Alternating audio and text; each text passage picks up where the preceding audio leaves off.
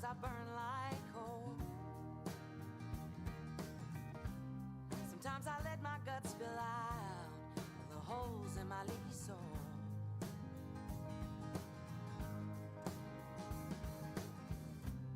Some days I pray for forgiveness. Most days I pray to just forget. Some days I feel your love and still long for the love that I haven't met yet. So ooh, please don't mess with a heart like mine, because ooh, I won't waste my time, and like a bad memory you'll just get left behind if you mess with a heart like mine.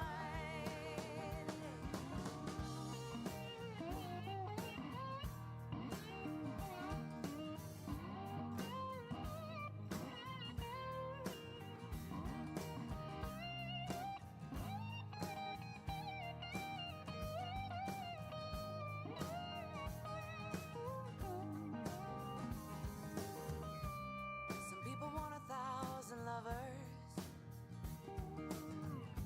some like to be alone and free, and I just want to find someone who wants to build a life and a home with me. So ooh, please don't mess with a heart like mine, because ooh, you'll just waste your time, and like a bad memory you'll just get left behind if you mess with a heart like mine. Cause I know there's a middle of the road where you just gotta go sometimes to find your way. And if I go, just know that I'm singing a song, and I'm looking for somebody that can sing along. And if they sing real pretty, you know, I might just say,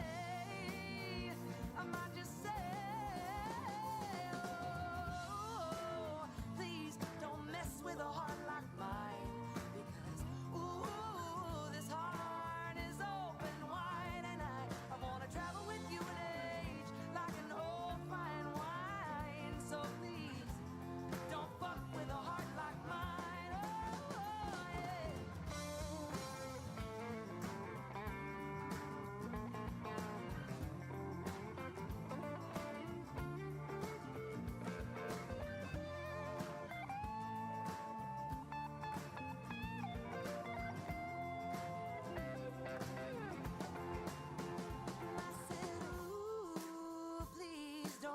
With a heart like mine, because ooh, I won't waste my time, and like a bad memory you'll just get left behind if you mess with a heart like mine. Oh, yes, like a bad memory, you know, you'll just get left behind if you mess with a heart like mine.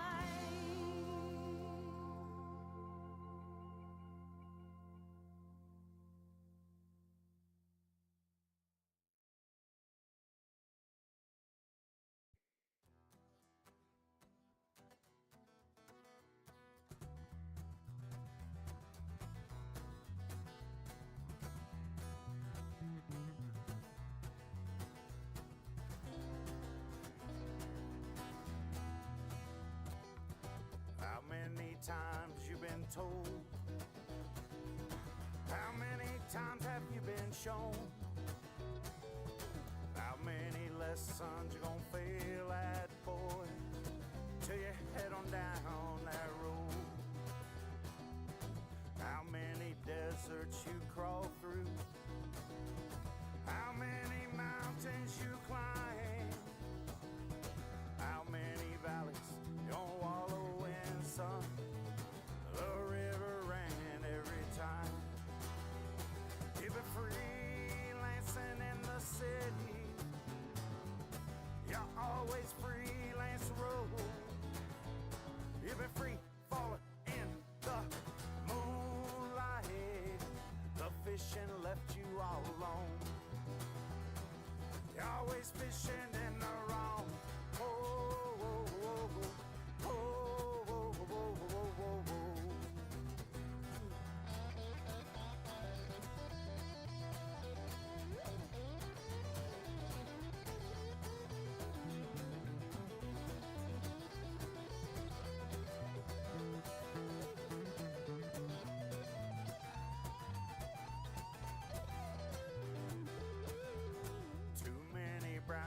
and you're crawling. Too much tequila and you fall. Your only solace is the summertime. You hear those horny frogs call. You've been freelancing in the city. You always freelance the road. You've been free falling in the moonlight. The fishing left you all alone. You're always fishing in the wrong. Oh, oh, oh, oh, oh, oh, oh, oh, oh, oh, oh.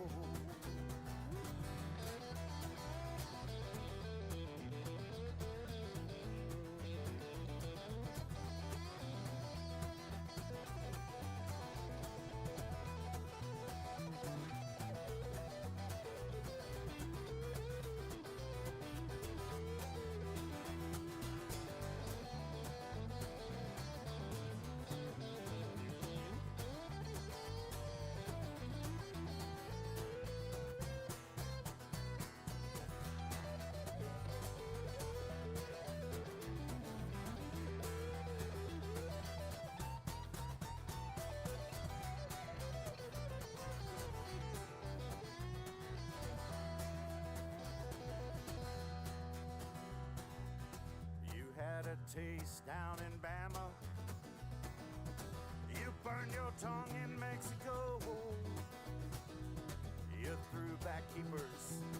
You thought to say, dropping a line when it's cold. You've been freelancing in the city. You always freelance the road. You've been free falling in the fishing left you all alone. You're always fishing in the wrong hole.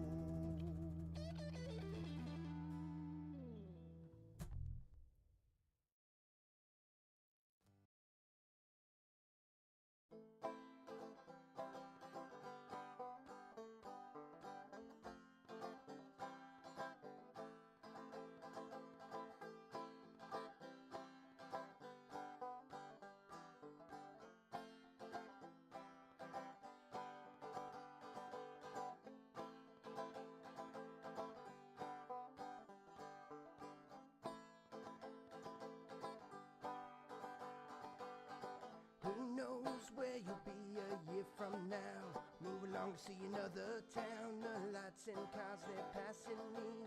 Whoa, that sound of a night on the road, when all your worries felt so far away. Who knows where you'll be? Take another breath and see. Just take another breath and see.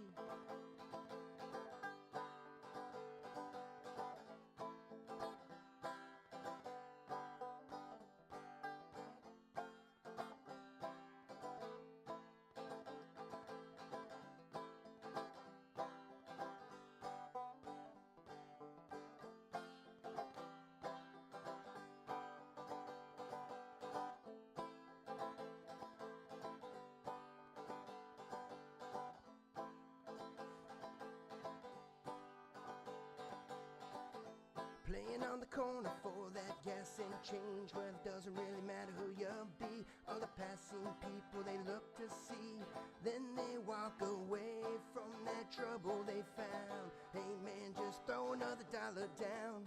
Who knows where you'll be? Take another breath and see. Take another breath and see.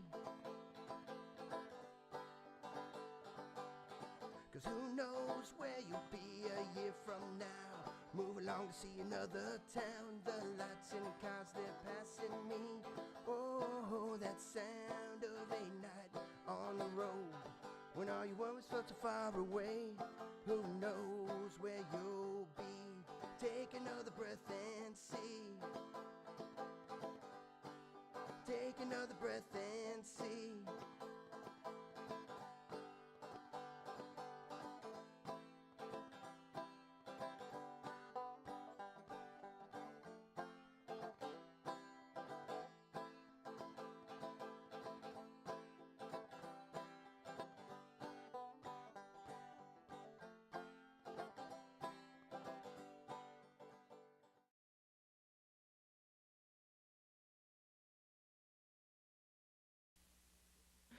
Local broadcast of Rain Country is made possible in part by business support from Wings of Alaska, proud of their commitment to serving Southeast Alaska and Western Canada with year-round passenger, freight, and charter services. Alaska Pulp Corporation, a member of the Southeast business community for over 30 years, one of Alaska's major exporters of wood products, harvesters of a renewable resource. By Alaska Marine Lines, helping to bring the people of Southeast the quality of life they so richly deserve. Alaska Marine Lines delivers Southeast. And by the Alaskan Southeaster, a regional magazine focusing on the people and their activities, providing a means of communications among all the people of Southeast.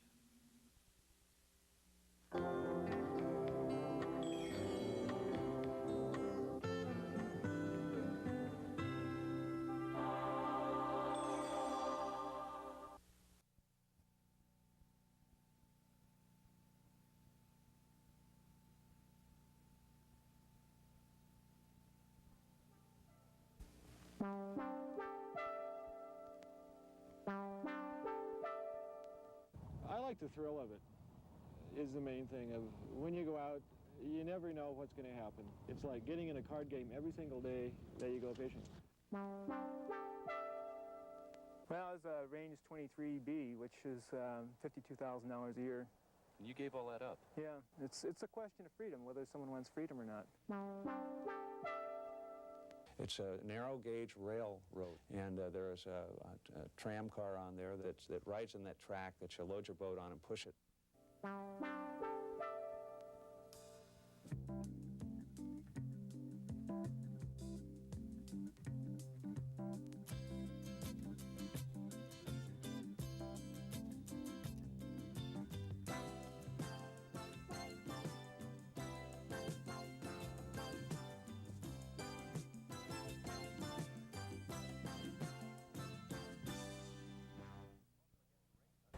Greetings and welcome again to Rain Country, the weekly television journal of the places, faces, and activities of Southeast Alaska.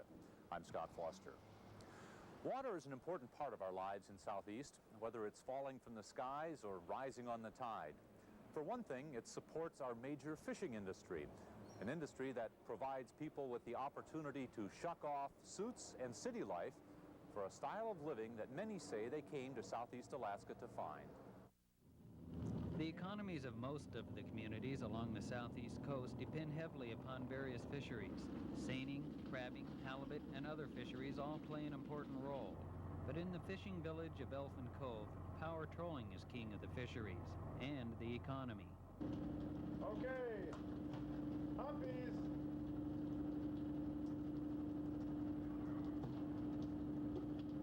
$70 for 196 pounds. Hundreds of thousands of pounds of salmon are unloaded at the cove each season. If you don't make your living catching or packing them, then you most likely survive by providing goods or services for those that do. About the only other occupation outside of the commercial fisheries is the sport fishing charter business. Joe Craig moved to Elfin Cove in the early 70s. His choice of occupations was limited. I think trolling is a good way to live. And it's a living. That's all it is for me. I don't get rich. I basically, make my state permit payment and pay for my family's living expenses during the year. And there's no profit, I don't think there ever will be, really. It's maintain your boat, and I don't know what I'm going to do when I retire.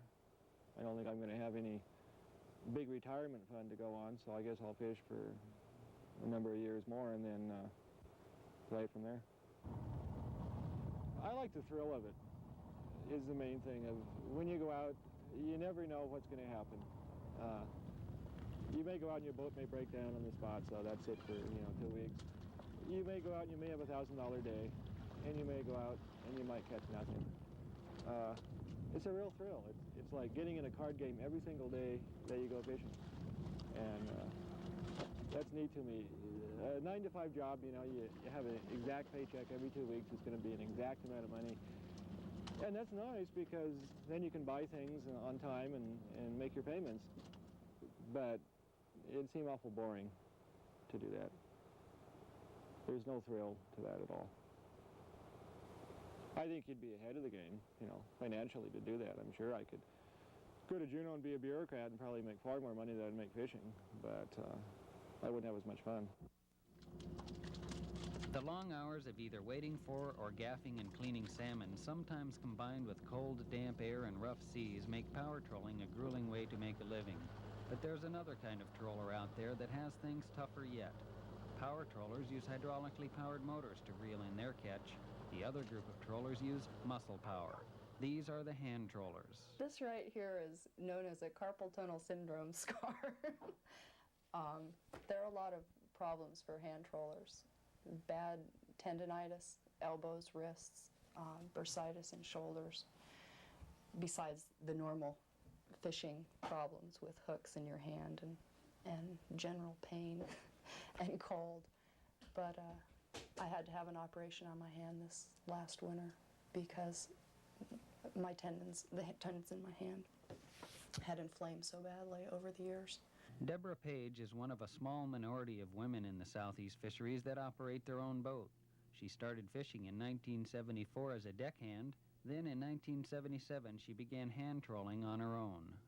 The first year that I started fishing by myself, just before I bought the boat that I'm fishing now, I had borrowed one of the local skiffs, and I was fishing with rod and reel out at Soapstone, and a couple of humpback whales leapt out of the water at the end of my fishing pole, threw my boat all up and all around. It was great. Since she started hand trolling, Deborah has gotten married and had a child. Her husband, an ex-hand troller, now power trolls, and their young son takes turns riding on their boats.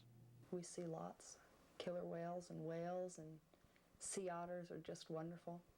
There's a sea lion rookery at North Island in one place, and a seal rookery that we pass in another area that we fish here in the passes.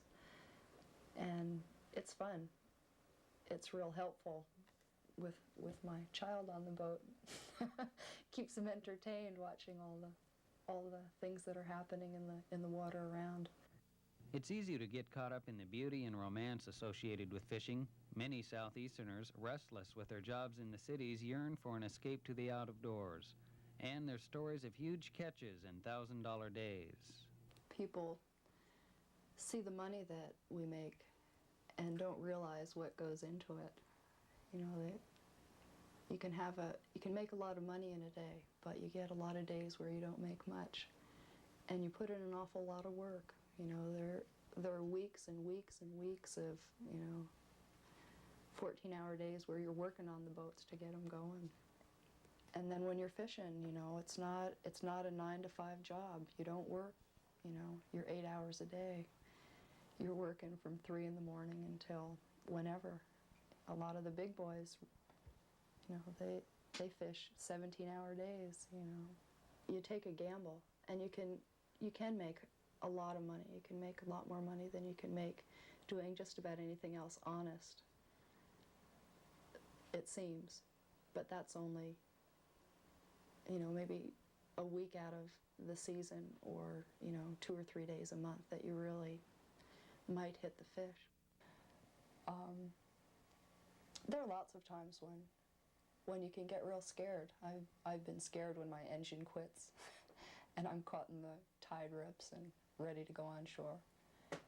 And I'm lucky that I either get the engine running or someone comes to my rescue so far. When you average out all the hard times and good times, it all boils down to one basic motivation for Deborah. You're really doing something that's Alaskan, and you're really doing what the old ideal that a lot of us moved up here to do was, to be in the outdoors, to be in the wilderness, and to be part of it. And that's wonderful. I'm real glad that I can be part of that.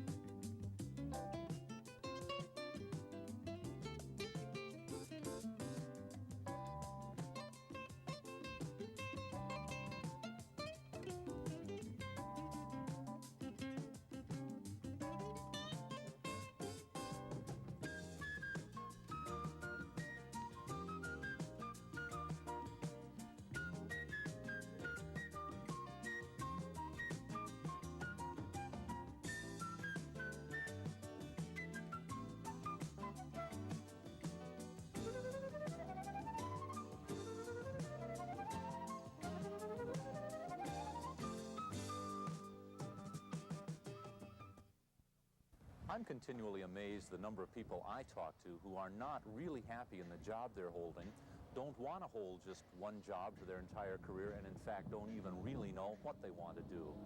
The fact is, many people get locked into one job and are unable to follow their dreams.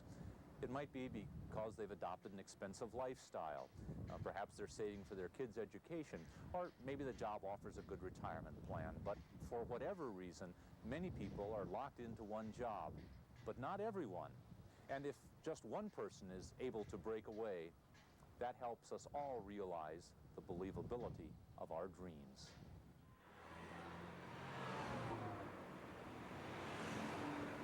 Rush hour.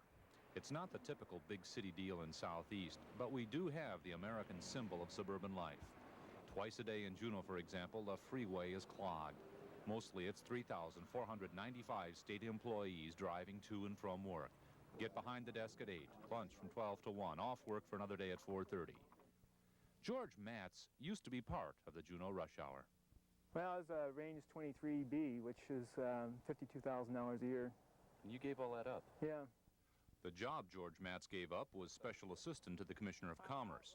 Before that, he'd worked as a state budget analyst, director of the Fairbanks Environmental Center, and sold scientific instruments out of Boston.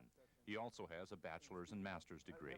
Do people say, George, you're crazy giving up $52,000 a year and just taking time off? Only one person said that. What did other people say?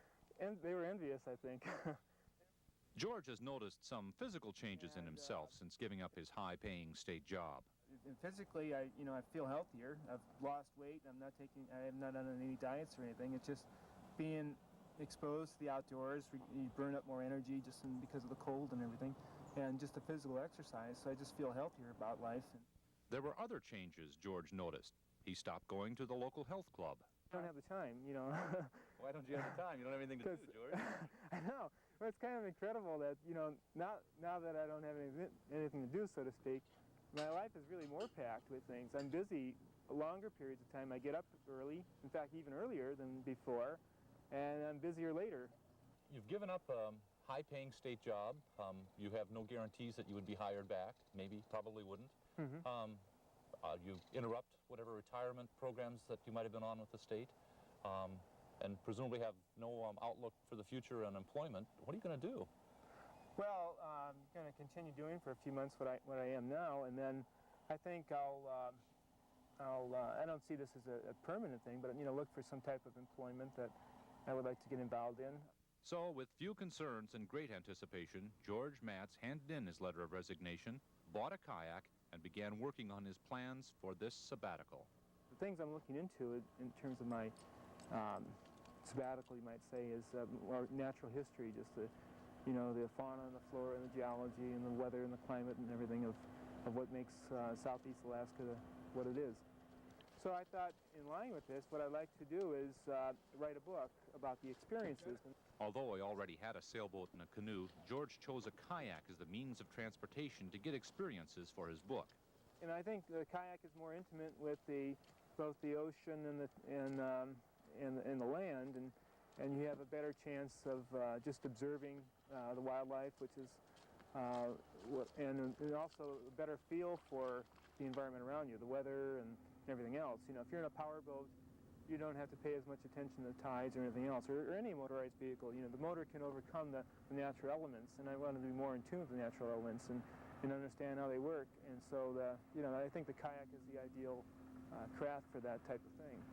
This Nauterade kayak is 16 feet long, weighs 75 pounds, and carries enough gear for a 2-week trip.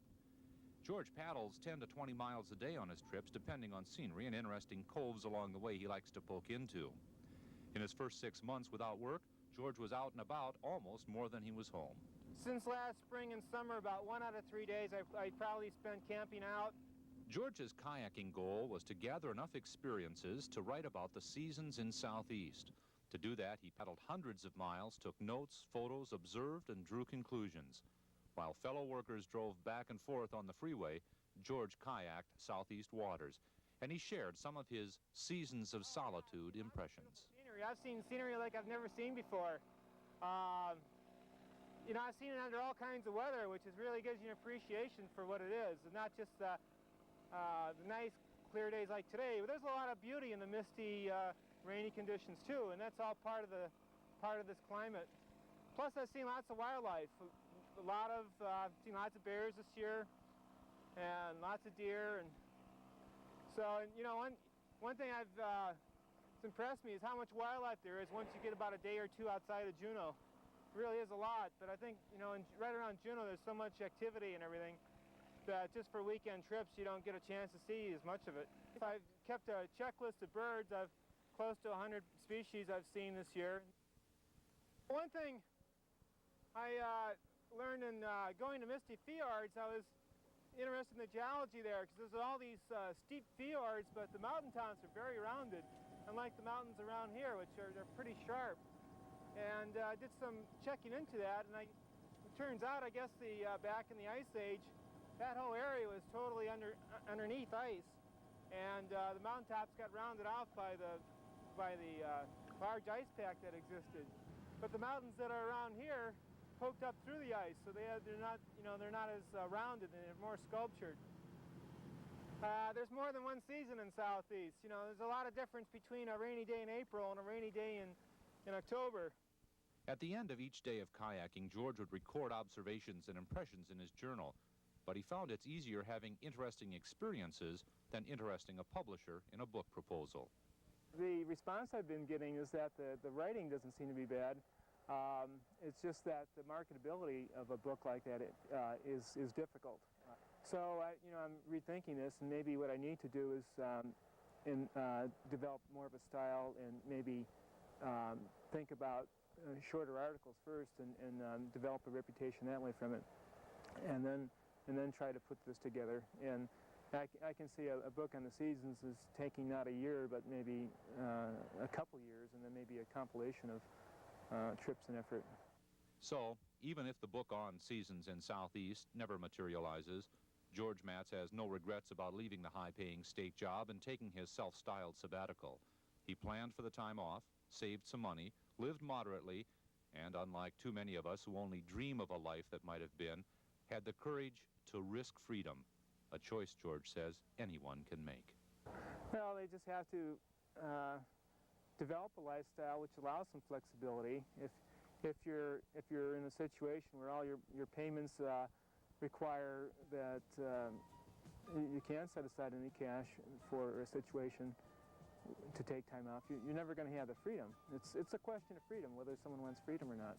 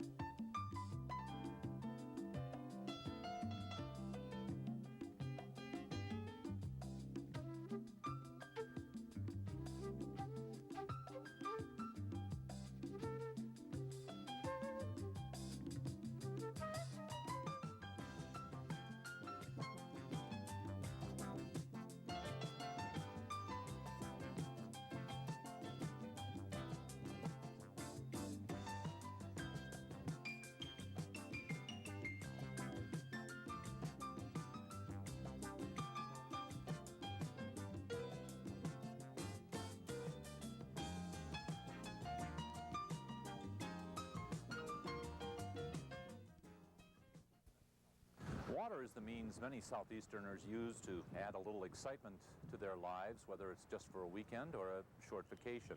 And Admiralty Island is the place many people go. Admiralty is the crown jewel of Southeast wilderness. The 900,000-acre national monument is known for its bears and abundant wildlife, but there are many spectacular bays and coves like Funter and Hawk on the northern end of the island, Mitchell Bay on the western shore, Pybus and Gambier on the southern shores. But the longest protected water is Seymour Canal. It begins at Point Hugh, just off Stevens Passage, and runs 40 miles up to its head near Oliver Inlet, separated only by this narrow expanse of land. And Seymour Canal is a place many boaters want to go. The problem for small boat owners from Juneau has been getting to Seymour Canal. Prior to 1956, it meant either a long trip down Stevens Passage just to reach the southern entrance to Seymour, or taking the shorter trip to Oliver Inlet and then somehow portaging the boat about a mile to reach the northern end of Seymour. So there wasn't any easy way to get across a muddy trail until... No, it wasn't. There was very few. They used to drag some of them old canoes and stuff like that across there. Just through the mud? Yeah, it was muddy, and it wasn't any pleasure trip, I'll tell you. The old trail was, well, if it dried up for a week or two, why, it wasn't too bad. It rained, and it was just like the timbers was all just deteriorated and went down and out of sight in most places. And somebody'd lay a few more, and it kind of wandered around through the brush. It became readily apparent that with the increasing populations immediately after World War II, that then the large numbers of boats that were being brought into the picture, that we would have to do something to spread out this hunting and fishing pressure. And that was one of the reasons we did that. And of course the safety factor was a big factor, because it would make it afforded an opportunity for people to get over there with small boats that otherwise wouldn't get to go, because they just couldn't make it around Point Hugh. That's 80 miles. How long did it take you to build the tram then? Well, we've made it all in one day, practically. One day you laid all the ties? Clear across. And then all the tracks? Right. In one day? Yeah. How could you do it so fast? Well, we had a big crew, and we knew what we were going to do. The tram was built by the territorial sportsmen with help from the territorial government, the Forest Service, and the Fish and Wildlife Service. Its completion finally made Seymour Canal, with all its hunting, fishing, and scenic attractions, accessible to Juneau boaters. The land around the tram was selected by the state and in 1982 was designated a state marine park. Unfortunately, as time passed since its 1956 construction and use of the tram increased, the tram began to show some signs of wear. So, since 1982, it's been just barely usable. People have been able to use it, but it's been in real poor condition. People who stay in the cabin, the people who use it, have been concerned, and we received some comments, usually on the Forest Service comment card that they give, of people being concerned that it's not in very good shape, that it is dangerous to operate. This is the public cabin that's at the upper end of Seymour Canal across from Oliver Inlet, and this is the cabin you come to after you've gone across the tramway. This is also the logbook. There's some interesting reading in here. People talk about 14 sailboats tied up in or anchored in Oliver Inlet and other boats. Obviously the tram and this cabin and the hike across are used frequently. Not everyone has liked the hike in the past, however, although the tram was repaired a few years ago, and there are references here in the logbook, people saying, thanks a lot for all the people who helped repair the tram, because it's a lot better than it was. But there are more entries in this log of this type. As bad as the tram is, it was much better in 1971. It was still worth it. Even my wife agrees, even if her back is wrenched due to the monster's many derailments. And here's another entry in the log here at the cabin at Upper Seymour. Didn't know what we were doing wrong, but the damn tram refused to stay on its tracks except in the flat, dry areas. It was not light or easy to get back on the tracks, especially with the laughter. That criticized tram is now gone. It's been replaced by the Alaska Army National Guard. They were selected as just one of 5 state units to take part in a test program to enhance training for Guard members that also provided specific benefits to local communities.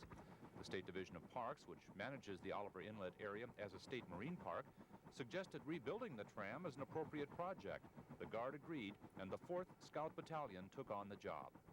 Oliver's Inlet is a tramway that's used as a portage between Oliver's Inlet and the Seymour Canal for small boats, kayaks, canoes, and other types. And it's a narrow gauge railroad is basically what it is. And there is a tram car on there that, or maybe that's a bad explanation, not a tram car, but a small cart that rides in that track that you load your boat on and push it the 4/5 of a mile, or the 4,000 feet across the tundra, I guess. And then the muskeg is a better word. Some of it's really deep muskeg. And what we're doing, literally, is taking 100% of the old tramway out and replacing it. And we're upgrading the rail to a heavier gauge rail, which hopefully will give it a longer term. I guess in simplicity, we're doing 100% reconditioning of the project. The tram reconstruction project was under the supervision of the 4th Battalion Engineer Platoon, but included personnel from all over Southeast. They're leveling up the ties, getting them flush with the track, and they're trying to get the proper spacing on the ends and also between the ties, leveling them up, and then when they get their right dimensions, then what they do is they go ahead and start tacking them in. We've put all the same size rail. There was 5 different sizes of rail, which each time you have a different size of rail, you need a special joint to go in. We've got one size of rail, so it should be smooth sailing. We're going to correct a lot of the problems that 5 different sizes of rail caused. Also, we're going to be very careful in putting the joints together so that they hold out and there's no gaps in them, and smooth out some of these jagged curves. And you've got specially treated ties then too? Yes, they're specially treated, they're pressure treated. I don't know what kind of solution they inject into them, but they're supposed to last for a good many years. Any railroad needs maintenance on it, and I think that has been maybe one of the problems with the last edition of it when it was originally built. Every year the loose spikes need to be pounded, and that's what railroad companies do. You know, they look at their rail every year and they do a little bit of maintenance. I think with a little bit of maintenance, this thing should last a long time. We don't have any plans to do anything there, really. You have to have money to put in any kind of major improvements. So pretty much we're planning on operating the site as is, and hopefully to keep the tram maintained, and if we do have a problem and something breaks down, we can get over there and fix it so that it won't, in the long run, be more expensive and harder to keep up. So Oliver Inlet's a success story in that we have been able to maintain it based on local volunteers and donations and that kind of thing. Similarly with the National Guard project, we didn't have any money to rebuild the tram, and we're really fortunate to be able to work with the National Guard to see that through. And the same thing with the Territorial Sportsmen being able to obtain the money for the new tram cars. Going down to the sea in ships is an old admonition put into modern practice by Southeast residents. They are rapidly building a small boat flotilla to experience the joys of near-shore water travel. And one of the premier spots is Seymour Canal on Admiralty Island, now easier to reach with the reconstructed Oliver Inlet tram. Those who lead the life of a Southeast troller, those who give up the life of a state worker, and those who add some adventure to their life using Alaska's shortest railroad to get to Seymour Canal are just a few of the activities, the people and the places that make up living in Southeast Alaska. Thank you for joining us on Rain Country. We'll be back again next week with another edition. I'm Scott Foster. Have a good day.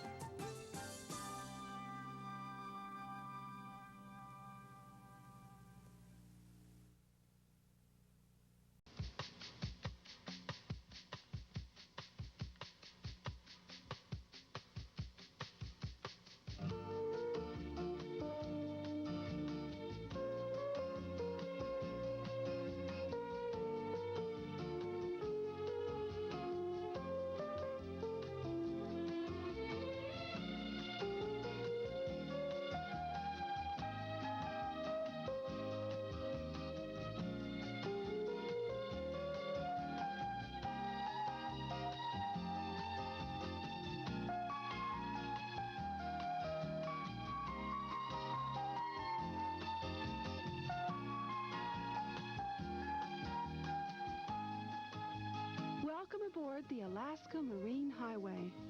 This is the Alaska Marine Highway Video Service, a production of KTOO-TV, public television for Southeast Alaska.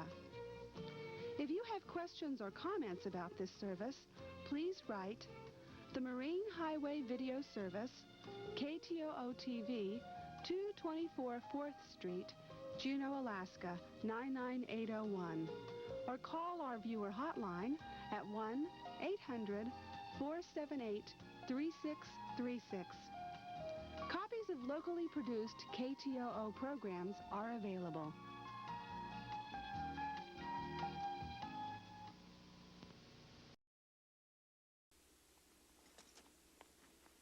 If you deal with your trash like this, you'll be dealt with like this. It looks bad. It's bad for bears. It can be hard on your wallet and embarrassing for you. The fine for poorly stored trash is $100 and is going to be strictly enforced. So store it right and save your money.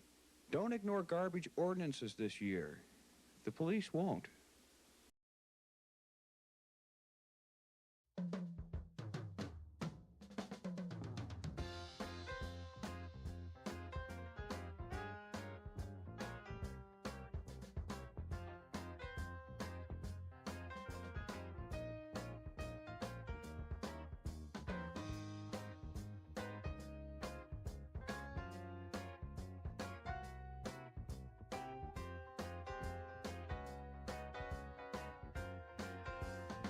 Papa, do your school.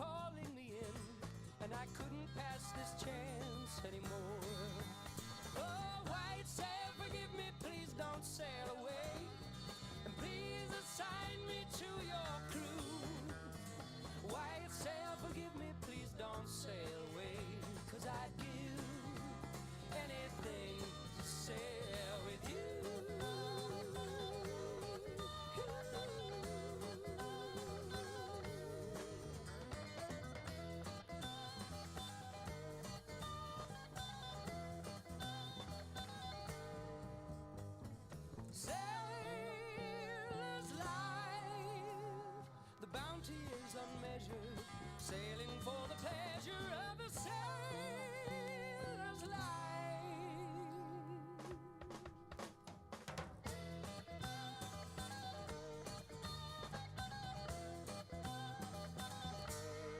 There I was, standing on the empty pier, as the waves from the ship rolled inshore.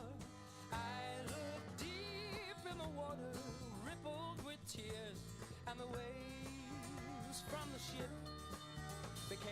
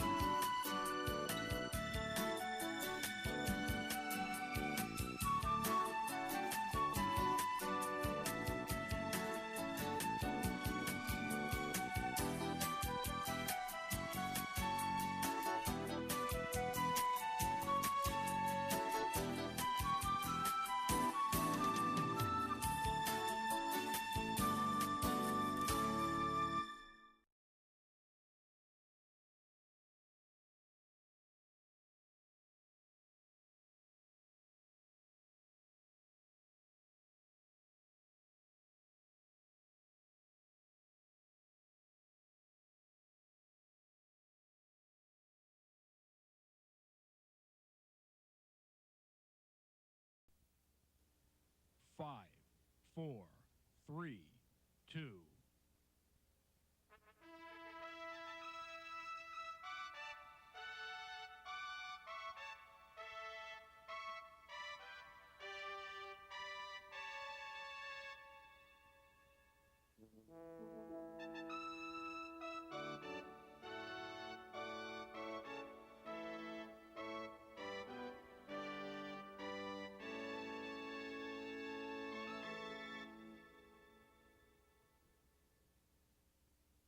In this segment of Juneau Spotlight, we turn our lens toward Twin Lakes and Family Fishing Day.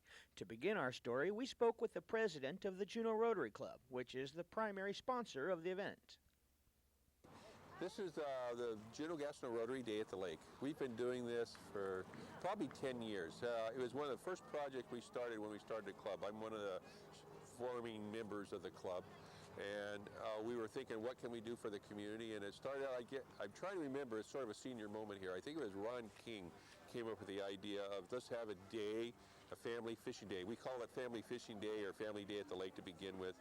And started out real small, and then we finally found out there was a real synergism with a lot of other folks in town, and we started coordinating over the years with Fish and Game and Territorial Sportsmen, and there's just been a lot of people, so we actually just a part of a little group that we're all working together, making it just a real fun day for families to come out. I can remember one of the first times we did this, everybody brought their own boats. Now they have sub-organizations bringing the boats. We bring their own boats, and all day long I was rowing, all day long bringing little kids out there. And there's kids that would be tears in their eyes catching a fish for the first time. It's such a wonderful thing. We bring hot dogs. We have some hot dogs we sell for like 50 cents a piece. It's really a nice thing to do.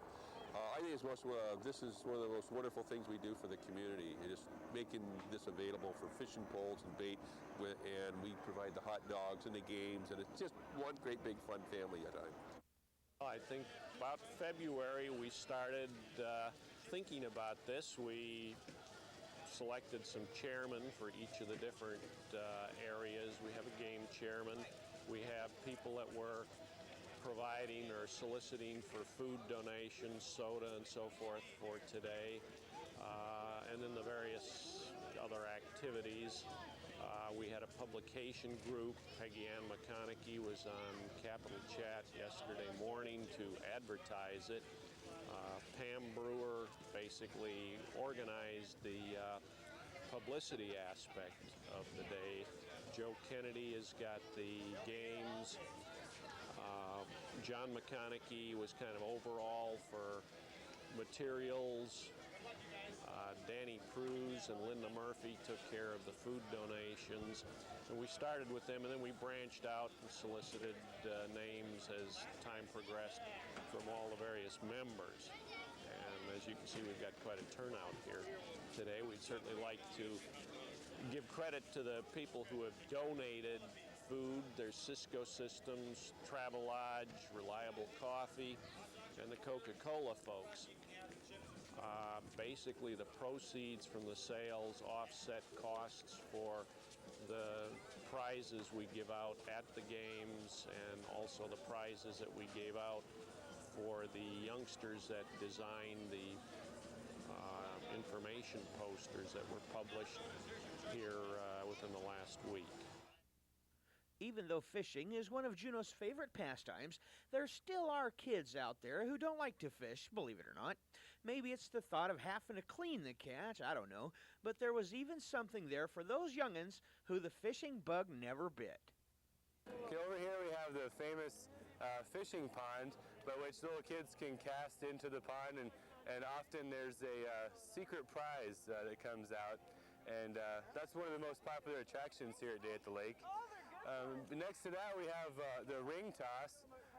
Just like you see at many carnivals, they can toss a ring onto the rod, and if they get a ring on, and they get a prize. If not, they get another try. Next to there, you can see Cody practicing. We're doing fishing golf. Basically, the kids can start at the tee-off and count how many times it takes them to get into the hula hoop holes, and upon completion, if they get us under par, then they get a prize for that. Last really organized game we have is over here, courtesy of John Lyman at Fish and Game. Set up these beautiful posters of different Alaska fish, including even a whale down at the end. These are also for casting accuracy. A lot of this year is focusing on casting accuracy, making it a little bit more educational. The child will stand behind the line and try to cast through the mouth of the fish. That basically sums up the games. The prizes mostly include some of the favorites are super balls, pinwheels, little airplanes, just lots of little trinket kind of toys the kids really enjoy. This is a really popular part of the day, and we're glad to be able to provide it. All right, need a fisherman over here. Need a fisherman. Next. You're next. Right here. Down there. Okay. You got one? Bring it in.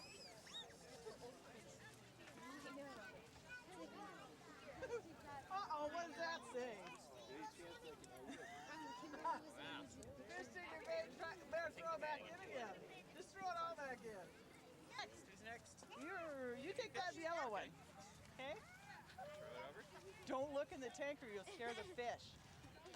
We met some kids who made sure they didn't scare their fish away. Either a fish, they're coho.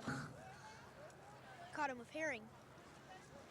And herring was pretty much the bait that carried the day, and there was a bunch of it being parceled out to tantalize the taste buds of the bigger fish that everyone was in pursuit of.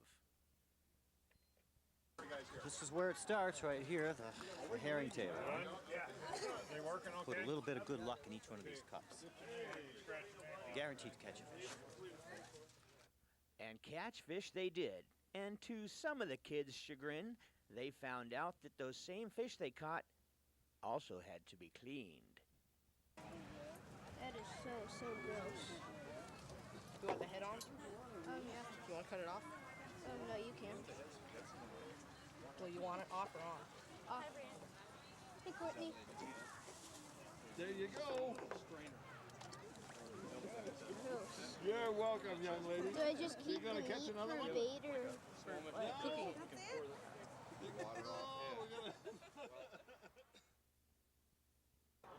Then we also, one of the things we do during the day is we teach people to clean their own fish.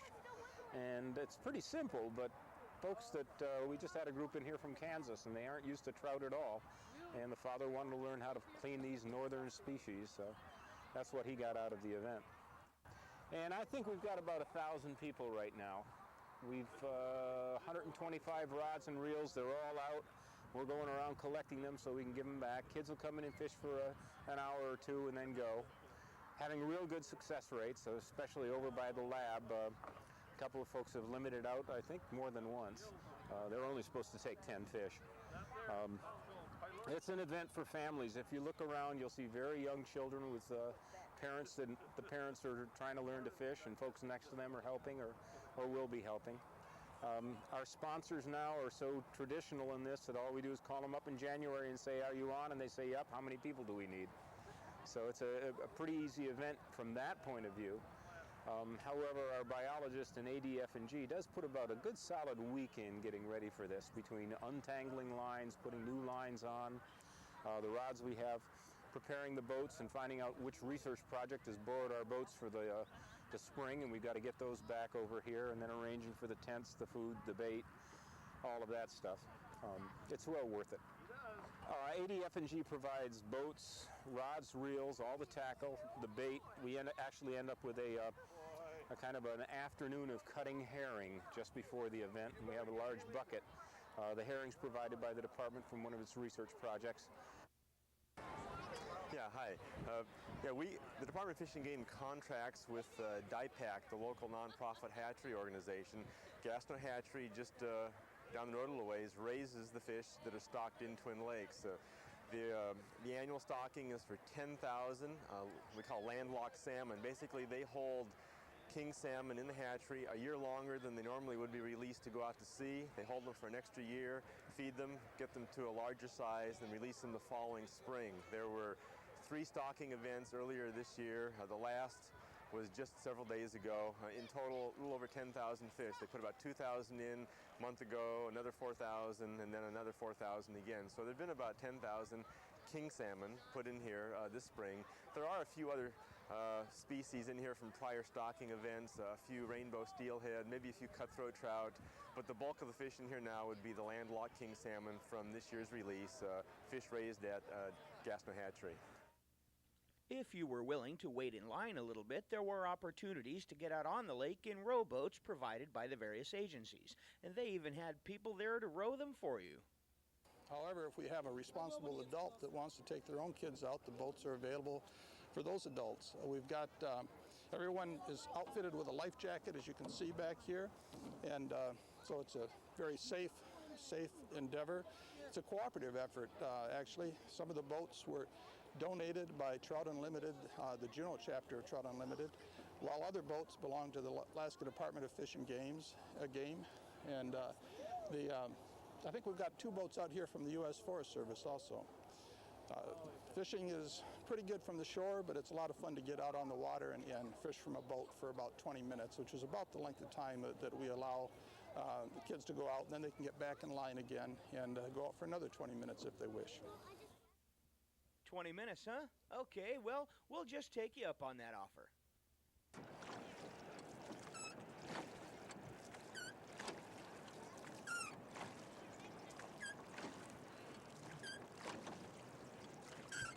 I've been in the weekly.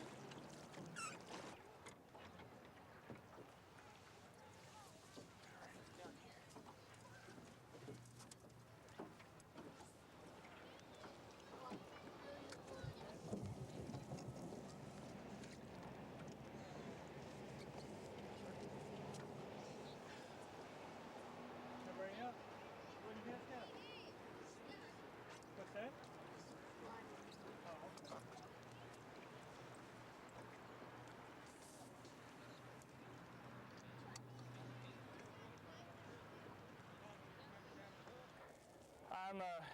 I'm here with the Juneau Ranger District, where I'm a fish tech. So I'm out here with the kids helping to row.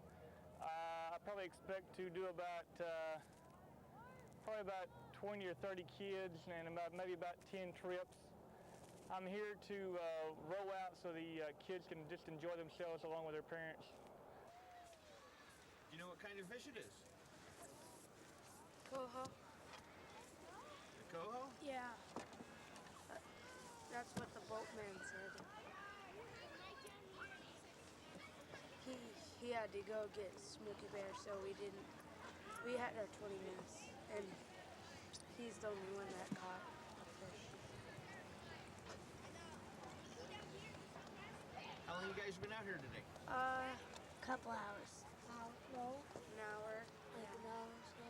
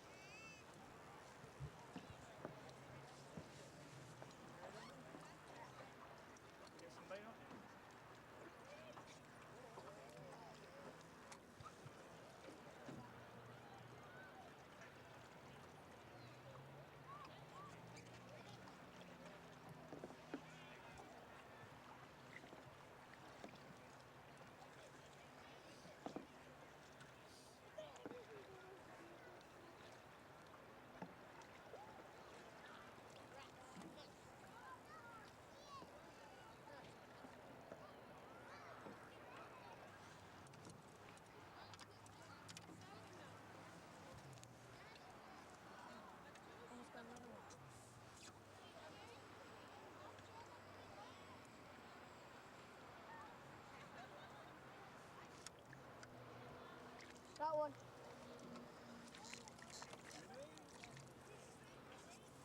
Oh, man, Bobby. You've been catching those fishies. Oh, wow. Hey, you're stepping on the fish.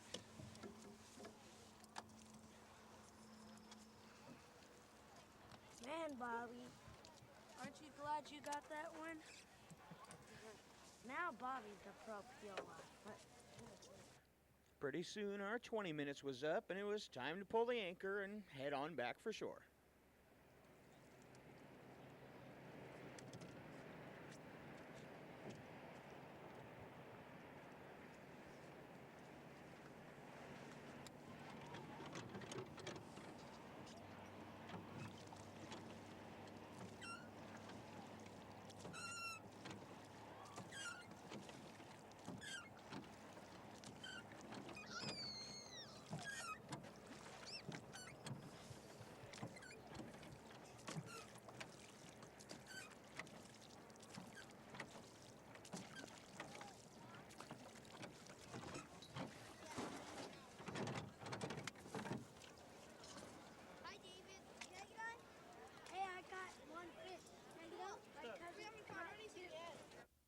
you thought there were big fish in the lake, you should have seen the whopper on shore. Smokey the Bear and Sammy Salmon were there greeting all the anglers.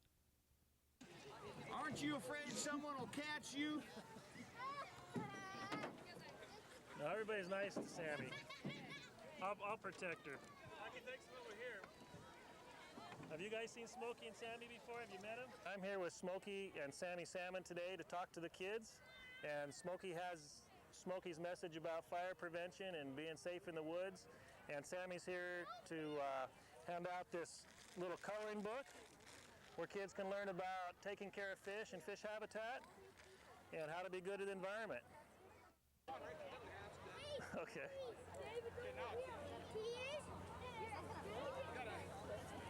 Does anybody want to get their picture taken with Smokey and Sammy?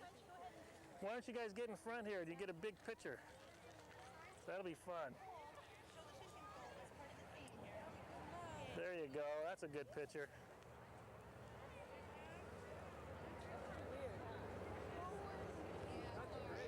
Okay, Sammy smiling?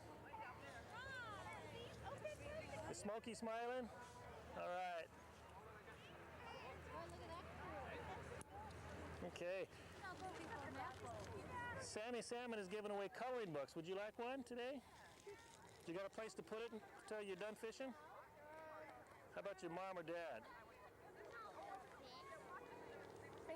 You're very welcome. You guys want one? You need one? Okay, let's move down the beach, guys. Did you catch that? Very good. Congratulations. You're a good fisherman. Do you want one of these coloring books that Sammy's giving away? Okay, have a good day, buddy. He's busy talking to kids. Say hi. Hey. How about the fish's fin? You want to shake the fish's fin? Oh, okay. Shake the fin. Oh, look at here. Slimy? Are you slimy? No. This is a clean fish. There's another one behind you here, a little one. Have you seen Smokey and Sammy before? Have you? You have? Do you know what they say? Smokey says, be careful with fire, huh? Do you want a coloring book that Sammy's giving away? There you go. Did you get one of these already, buddy? Oh, he goes all over talking to kids.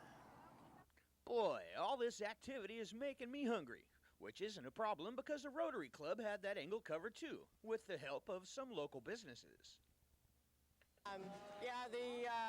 All of our members of the Juneau Rotary brought the coolers and the grills, and we're serving hot dogs for 25 cents and a bag of chips and coffee, and with the condiments with it. And our donators were the Travel Lodge, Ted Bradley, Cisco Foods provided the hot dogs and the buns, and Odom Corp donated the pop. We got 30 cases of pop. Let's see what else. And all the napkins and the plates and all that. But come on down and have a great time.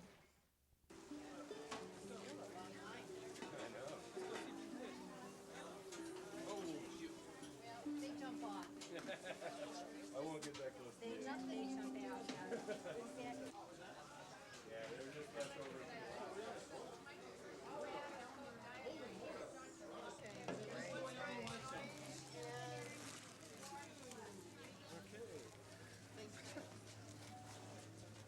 All right, which way to stop them? One dog? Yeah. Okay. Where we at today? Okay, well, let's move our display in front. Oh, take one out of the display. Yeah. Oh, you don't need to play. All right. Even with all the food, fishing, boat rides, and games going on, there was still other fun to be had, and it didn't have to be clean fun either. So many kids were on hand that the Forest Service had to go and get more fishing poles. Everything that had line on it at Western Auto, we got a line of 50 people looking, so we figured we better go get something. This is all I could find. And the kids were glad that you found some more because they were having a pile of fun catching fish. It's alive! Huh? Ooh, I have to get it out of here!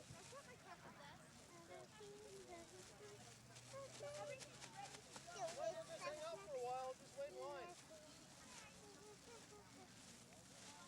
Come on! Out!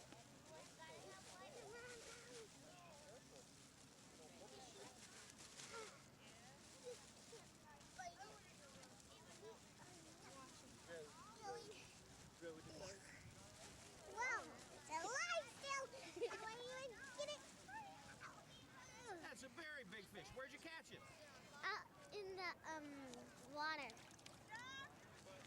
And you were out on the boat? Uh-huh. Caught it all by myself. Wow. Who was rowing the boat? Dad. Good going. Hey, how's it going, It was really, you have to get out in the middle or kind of really far away if you want to catch a fish. It's easier on a boat because then you get out more. And who rowed you out there? My dad. And is that your dad right there? There I am. Do you know what kind of fish you caught? No. But it's a big one. It's a big one. Do you think it's a whale? No. Why? Is it a Dolly Varden? Maybe. I don't know. I bet you can find someone that will tell you what kind of fish it is. Hey, should we do that? A coho? Pink salmon. A pink salmon? Are they all pink salmon, maybe? I don't know. Are you going to do some more fishing today? Yes. Well, I hope you catch another one. Thanks. And I got the thing. How? I got the thing. I know how to catch a fish now. Once you just have your hook really down, going like this, then you might catch. You have to reel in because you should catch a fish then. That's a pretty big fish. Who caught the fish? He did. You caught the fish? Yeah. Okay. Are you guys going to eat that fish? No. You're going to have it for dinner? No. No? Boy, yeah. Oh, Mom says you're going to eat the fish. Yeah. Who's going to cook the fish? My dad. Your dad's going to cook the fish? Yeah. Do you know what kind of fish it is? Salmon. A salmon, okay. Boy, you guys are good fishermen. Congratulations. There were lots of good fishermen there that day, and lots of fish being caught. The young anglers got a chance to learn about different kinds of fish and how to go about catching them, and even got to take a few home to feed the family for dinner, as long as they kept a hold of them so they didn't end up being someone else's dinner. All in all, it was a pretty great day at the lake for Family Fishing Day.